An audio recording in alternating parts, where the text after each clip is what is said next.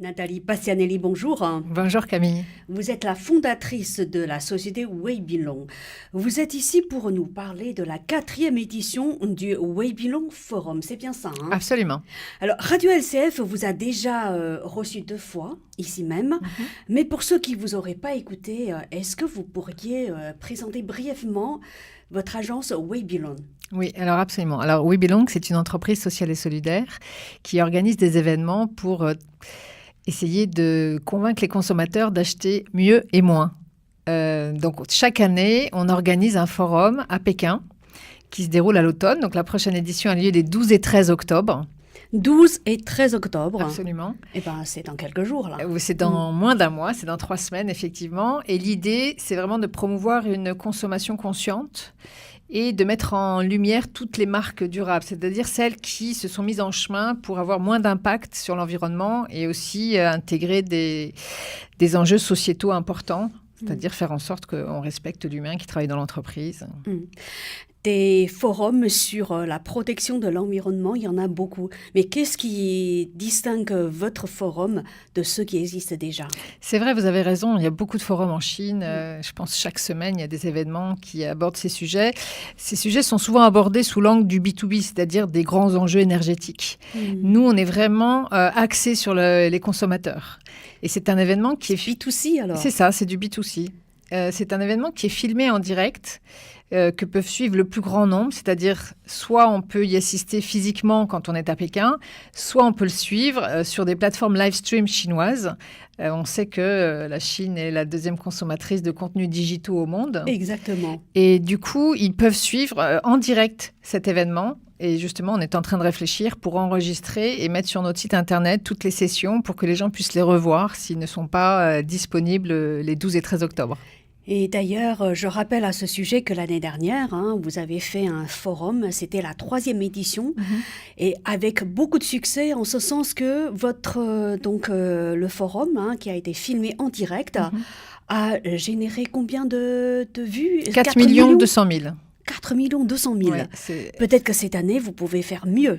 On s'organise pour faire mieux, puisque l'année dernière, on a eu ce chiffre incroyable avec seulement 4 jours de communication. 4 jours de communication. C'est ça, on est une start-up, on a des moyens limités. Et du coup, on s'était appuyé sur 20 micro-blogueurs chinois qui sont vraiment des gens qui ne sont pas des key opinion leaders, c'est-à-dire des leaders d'opinion importants, des stars, etc. Mais ce sont des gens dont les sujets sont fondamentaux pour eux et donc qui ont une communauté qui s'intéresse vraiment à ces sujets. Et avec 20 micro-blogueurs et très peu de communication, on a réussi effectivement à engendrer cette large communauté qui nous a suivis. J'avoue que les micro-blogueurs, ça c'est un sujet qui intéresse beaucoup nos auditeurs. Comment avez-vous fait pour les trouver ? Alors, on s'appuie sur nos réseaux locaux, c'est-à-dire qu'évidemment, on travaille avec énormément de réseaux qui sont spécialisés. Alors, ils ont tous une spécialité, évidemment. Il y a ceux qui sont plus sur comment promouvoir le style de vie zéro déchet ou ceux qui font la promotion de comment consommer moins de viande. Et puis là, on s'est appuyé, et ça devient d'ailleurs cette année notre partenaire stratégique. Il s'appelle Goal Blue. C'est une ONG qui, comme nous, a la même vision de promouvoir un monde avec une consommation plus responsable. Et ils font énormément de campagnes de promotion pour sensibiliser justement le grand public. Et on s'est associé avec eux et ils nous ont vraiment conseillé sur une liste de microblogueurs. Et on avait aussi notre agence de relations presse qui nous avait conseillé. Et c'est comme ça qu'on les a identifiés. C'est-à-dire que pas de campagne publicitaire à la télé? Non, comme je vous l'ai dit, on est une start-up, on a des moyens limités, donc on fait avec nos moyens, mais ça ne nous empêche pas d'atteindre une cible. Et ce qui est très important de remarquer, c'est moi qui viens du monde marketing, ce qu'on appelle dans le jargon marketing un signal faible. Ce qui veut dire que ça nous annonce les tendances de demain et ça nous annonce à quel point cela intéresse. Notamment, je pense, la jeune génération qui a vraiment envie de participer et de collaborer et d'avoir beaucoup plus d'informations sur comment avoir un moins d'impact possible et participer à ce changement de paradigme. Alors, vous organisez ce genre de forum, surtout en Chine. Oui. Vous êtes française. Comment peut-on créer des synergies entre la France et la Chine au travers de votre forum ? Alors, quand on invite des grands groupes ou des startups à venir parler dans notre événement, on fait très attention à inviter des entreprises qui ont déjà de l'impact sur le marché chinois. Et nous, c'est important de montrer quelles sont les marques qui font mieux. Je vais vous citer, alors je ne vais pas citer que des groupes français, mais cette année, par exemple, nous avons L'Oréal qui participe comme intervenant et ils ont été cofondateurs de l'Alliance sur l'huile de palme durable pour la Chine avec WWF et 2 autres organisations.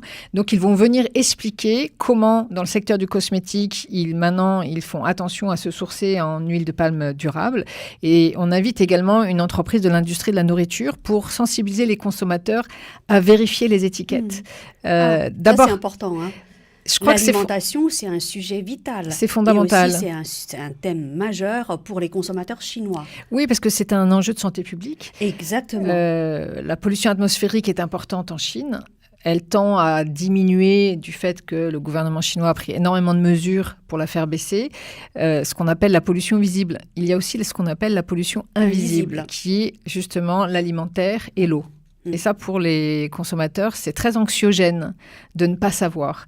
Donc, on invite, parce que la thématique de la nourriture est abordée dans le forum. On a plusieurs thématiques qui sont abordées. Allez-y, alors lesquelles ?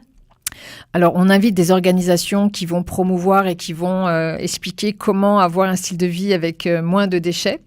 Et on a les déchets, voilà. On va dire la diminution de déchets, réduction de déchets. Oui, dans notre quotidien. Voilà. Et on explique aussi à quel point ça rend plus heureux. Ah oui. Voilà, parce qu'on pense en fait dans nos sociétés modernes que posséder est une promesse de bonheur. Et on s'aperçoit que ce n'est pas tout à fait juste. C'est-à-dire que on n'est pas... Avec l'argent que l'on gagne, on va toujours chercher à acheter quelque chose qui va nous faire... L'envie de posséder, n'est-ce pas ? C'est ça. Et nous, on travaille beaucoup sur le fait de... C'est plus important d'être dans la posture de être et non pas de avoir. Et donc, c'est comme ça qu'on invite... on a une organisation qui va justement sensibiliser sur le fait de... Comment est-ce qu'on peut moins consommer et tout autant, voire plus, épanoui dans son quotidien, et qu'il n'y a pas juste la possession de l'objet, mais aussi l'expérience de la vie. Voilà, donc avoir moins d'objets, ça veut dire que ça va générer moins de déchets. C'est comme ça qu'il faut comprendre ? Bien sûr, et puis la manière d'acheter de la nourriture aussi, c'est-à-dire on voit ces mouvements même en France, on en entend souvent parler, c'est-à-dire acheter en vrac, avoir ses propres emballages et non plus solliciter les emballages plastiques. On sait à quel point... Il y en a de moins en moins d'ailleurs, hein. C'est dramatique. Des emballages plastiques. Ouais. C'est encore assez mainstream. Hein. Je prends du jargon anglais, mais... Je trouve que maintenant, le mainstream, c'est plus l'emballage papier, non ? Alors effectivement, ça arrive sur le marché, c'est ça qui est important. Et nous, on explique pourquoi et quel est l'impact d'arriver à changer son mode de consommation. Et on a notamment une session sur la situation des océans. Donc comment très intéressant. Voilà comment la pollution des océans devient un drame pour la biodiversité. C'est absolument clé de protéger nos océans. On sait que les loisirs grandissent à vitesse grand V en Chine et on a notamment une start-up qui va venir expliquer sur l'activité de la plongée sous-marine. Et donc elle a créé tout un réseau tout le long des plages chinoises pour former les professeurs qui enseignent la plongée sous-marine, comment respecter mieux l'océan, ne pas toucher les coraux, ne pas utiliser de déchets, etc. Mais je vois qu'en fait, je comprends beaucoup mieux votre positionnement. Vous êtes sur le créneau B2C. Alors B2C, par rapport aux thématiques que vous avez choisies et que vous allez mettre en lumière, c'est... Comment avoir un meilleur mode de vie et un meilleur mode de consommation. Absolument. Alors, d'autres thématiques à mettre en avant ? Oui, on va traiter aussi de la mode en économie circulaire. C'est-à-dire la mode, c'est-à-dire la mode alimentaire, la mode vestimentaire. C'est ça, la mode vestimentaire, absolument. Et là, on a comme intervenant la multinationale H&M. Qui est... H&M. Ah bah H&M, voilà. Donc c'est français. Non, alors c'est pas français. Ah, c'est pas français, excusez-moi. Non, c'est hollandais. Excusez-moi. Ah, pas de souci. Bon, d'accord, c'est hollandais. Donc c'est quand même ce qu'on a décrit un peu dans le secteur, ce qu'on appelle vous savez, la consommation rapide de la mode, puisqu'ils changent de collection toutes les semaines, ils proposent, donc ils poussent vraiment à la consommation dans le modèle actuel. Mais là, ils se sont aperçus que ce n'était plus viable et que les consommateurs commençaient à leur reprocher ce mode de production et ce mode de l'offre qu'ils font aux consommateurs. Et donc là, ils se sont engagés d'ici 2025 à passer à 100% d'économie circulaire. C'est-à-dire que les matières premières qu'ils utiliseront, ce seront des récupérations du marché de la mode, c'est-à-dire des déchets de mode, si on peut le dire comme ça. C'est pas très joli, oui. Mais en tout cas des collections où récupérer les vêtements. Voilà, c'est pas des déchets, c'est des collections qui ont été utilisées, c'est ça? Oui, et des vêtements utilisés qu'ils récupèrent auprès des consommateurs. Voilà. Et ils offrent des bons d'achat. Donc on est toujours là encore. On est encore dans pousser à l'acte de consommation, mais voilà, ça commence à être beaucoup plus vertueux, si on peut le dire ainsi, d'arriver à ce que ces grandes entreprises multinationales qui ont énormément d'impact, parce que c'est une industrie très, très polluante. Je crois que c'est la 3e industrie la plus polluante au monde. Donc, ils sont en train vraiment de prendre conscience de cet impact et on invite d'autres, pas que des multinationales. Hein. C'est important de montrer que les grands groupes se mettent en chemin. Je crois que ça nous aide à convaincre notre auditoire que ce ne sont pas seulement des startups et la jeune génération qui commencent à faire émerger des solutions, mais aussi les grands groupes comme L'Oréal, comme H&M. Là, on a la chance d'accueillir le président de Guerlain, donc du groupe LVMH, donc l'industrie du luxe. Guerlain, voilà. Voilà. Et donc, il va venir expliquer tout ce que Guerlain a mis en place depuis 2007 pour justement avoir moins d'impact sur l'environnement, comment ils ont créé l'Université des abeilles. Et ils ont créé cette marque, qui est une marque franco-chinoise, qui s'appelle Chaling, et qui s'appuie sur les arbres à thé, qui est une marque de cosmétiques avec 95% de naturalité. Donc là, on voit bien à quel point ça a moins d'impact. Et c'est aussi très important pour les consommateurs chinois de savoir ce qu'ils se mettent sur la peau. Parce que de plus en plus, ils posent des questions dans les magasins, sachant qu'il y a cet environnement très pollué. Ils n'ont pas envie d'avoir des produits qu'ils se mettent sur leur corps et qui aient de nouveau des effets nocifs. Là, vous faites référence à des crèmes, non? C'est effectivement le secteur de la cosmétique. Ah oui, là aussi, c'est en train d'évoluer, pour fabriquer des crèmes avec beaucoup moins de produits nocifs. Hein. Absolument. Alors, les objectifs, ou l'objectif que vous voulez atteindre en faisant ce forum, c'est quoi finalement? Alors, la manière dont on le fait, alors ce que je n'ai pas parlé, quand vous avez dit tout à l'heure, qu'est-ce qui nous différencie? Ce qui nous différencie, c'est un peu notre positionnement, puisqu'on a une approche holistique. Qu'est-ce que ça veut dire, une approche holistique? C'est qu'on travaille énormément sur justement cette ouverture de conscience, de comment on vit. Par exemple, nos déjeuners sont tous véganes, donc on forme le chef de cuisine de l'hôtel qui nous reçoit. Et l'année dernière, on a servi 400 repas véganes. Alors, on n'invite pas les gens à devenir végétariens ou véganes, mais on les sensibilise sur l'impact majeur de la consommation de viande rouge. Et que plus ils diminuent cette consommation, et plus ils aident à lutter contre le changement climatique. Aussi, la deuxième journée, la matinée, on commence par une méditation collective. On voit de plus en plus de grands groupes. Méditation collective, c'est ça. C'est-à-dire? Alors, justement, on va faire vivre une expérience à notre audience. Ça sera également suivi en ligne. On l'a déjà réalisé l'année dernière. Et on essaye d'expliquer aux gens que plus on vit dans l'instant présent et dans la conscience de ce que l'on fait, plus notre comportement change. Parce que nous, l'objectif, ce n'est pas juste d'échanger des contenus aussi passionnants soient-ils, parce que c'est passionnant d'écouter toutes ces innovations et ces solutions, mais aussi d'arriver à avoir le changement de comportement de la personne qui nous écoute. Et ça, c'est un peu plus complexe. Donc, notre approche, c'est de leur faire vivre des expériences.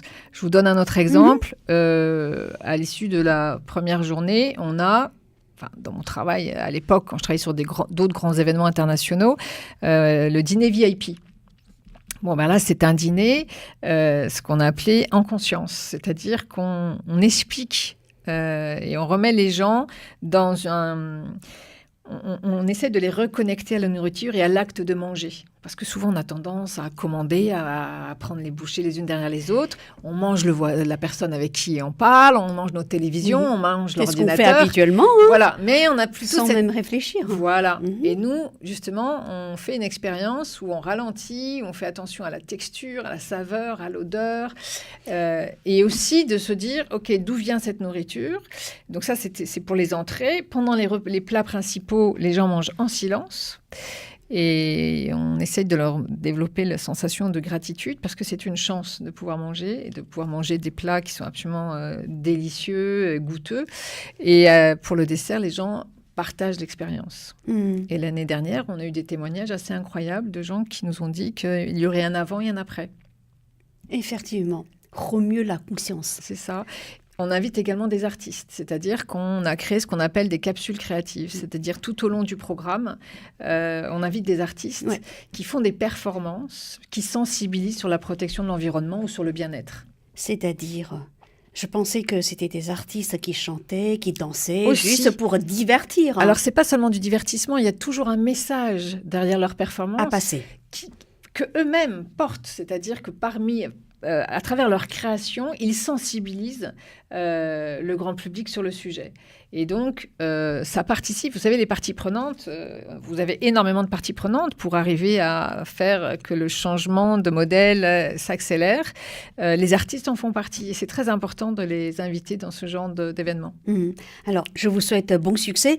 Avant de terminer, est-ce que vous avez un message d'ordre pratique à passer à nos auditeurs? Oui, absolument. Alors, d'abord, dans un premier temps, comme nous sommes une start-up et que nous avons des moyens très limités, nous avons lancé une campagne de crowdfunding en France et en Chine qui peut être vue sur notre page Facebook We Belong ou sur ma page Nathalie Bastianelli. Et l'idée, c'est on sensibilise le collectif pour nous aider, nous soutenir financièrement. Alors, vous savez, 5, 10 euros, 20 euros, ça participe à financer notamment la production audiovisuelle de l'événement, sachant que notre budget cette année, du fait d'un retrait d'un partenaire, on arrive avec difficulté à boucler le budget. Donc, et puis on s'est dit, pourquoi garder des soutiens de financement du monde d'hier, si je peux dire ainsi, pour promouvoir le futur et un futur plus responsable. Donc, protéger le bien commun. On a également besoin du collectif et du plus grand nombre pour nous aider dans cette démarche. On est un maillon de la chaîne qui faisons la promotion de justement ce futur plus responsable et plus durable. Donc, n'hésitez pas surtout à nous soutenir, ça nous aidera. La campagne s'arrête le 24 septembre. On a encore une semaine pour récolter des fonds et pour nous aider à atteindre le budget qui nous est nécessaire. Vous pouvez rappeler l'adresse exacte du site de crowdfunding? Oui, alors c'est We Belong, W-E, et Belong, B-E-L-O-N-G, donc sur la page Facebook ou sur ma page personnelle, j'ai posté récemment sur la campagne. Merci beaucoup Nathalie et bon succès. Bon voyage à Pékin. Vous partez le 4, c'est ça? Je pars le 3 octobre. Bon voyage. Merci Camille. Au revoir. Au revoir.